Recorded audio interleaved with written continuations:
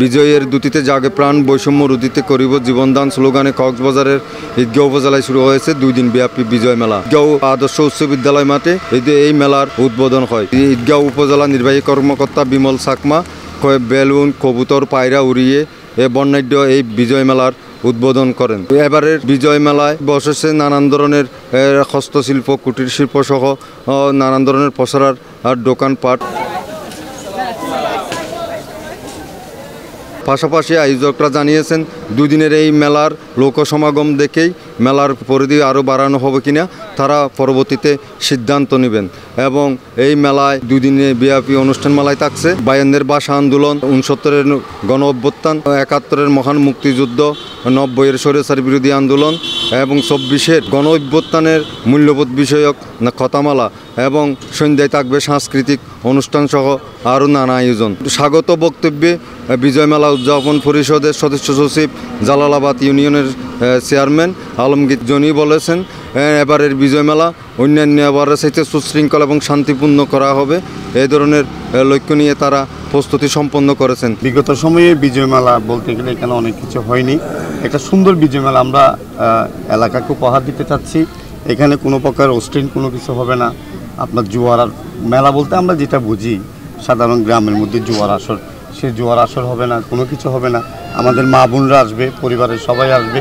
বাচ্চাদের জন্য আপনার নাগরদোলা থেকে শুরু করে, মৃত্যুকূপ থেকে শুরু করে, ঘোড়া থেকে শুরু করে আরও অনেক কিছু চলে আসবে আজকে।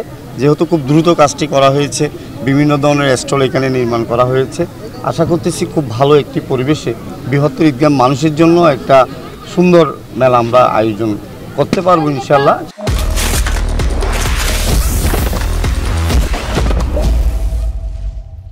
বিজয় মেলায় কোনো ধরনের অশ্লীল গান এবং জোয়ার আসর সহ কোনো ধরনের অপসংস্কৃতি যাতে দেখা না দেয় সেই ধরনের জন্য তারা ইতিমধ্যে প্রস্তুতি সম্পন্ন করেছেন। আর বিমল চাকমা বলেছেন, এবারের বিজয় মেলার মধ্য দিয়ে আমাদের স্বাধীনতা সংগ্রাম, আমাদের ঐক্যবদ্ধ জাতি হিসেবে আগামীতে এই বিজয় মেলা একটি ভূমিকা রাখবে এমনটি কথা জানিয়েছেন। আমরা বিজয় মেলার আয়োজন করেছি আজকে।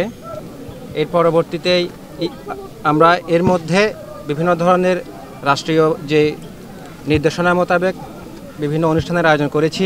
জাতীয় পতাকা উত্তোলন সহ সকল অনুষ্ঠানে, আয়োজিত অনুষ্ঠানে সকলের সবান্ধব উপস্থিতি আমরা কামনা করছি।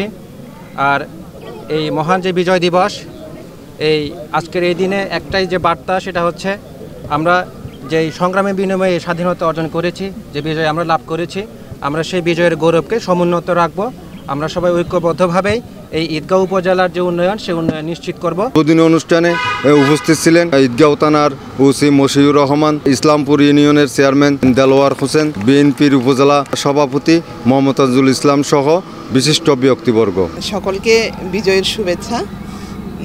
আসলে এই অনেক দিন পরে এই মাঠে এই ধরনের একটা আয়োজন হচ্ছে, তো অনেক দিন পর্যন্ত ঈদগাহ এলাকার মানুষ এই ধরনের উৎসব পায়নি। এই বছর যেহেতু আছে, আমি আয়োজক কমিটি, উপজেলা প্রশাসনকে আমি ধন্যবাদ জানাচ্ছি। আর এই স্কুলের এই এলাকার সবচেয়ে বড় মাঠ, এই মাঠে হলে যেহেতু বাজারের মধ্যে এখানে জমে বেশি। তো এর আগে বৈশাখী মেলা হয়েছিল, কিন্তু বিজয় মেলা হচ্ছে না অনেক বছর। তো আমি এই উৎসবে সকলকে অংশগ্রহণের জন্য বলবো এবং সকলের উপস্থিতি এইটাকে আরও বেশি সফল করবে। এই মেলার যে উদ্দেশ্য, সেই উদ্দেশ্য বাস্তবায়ন হবে।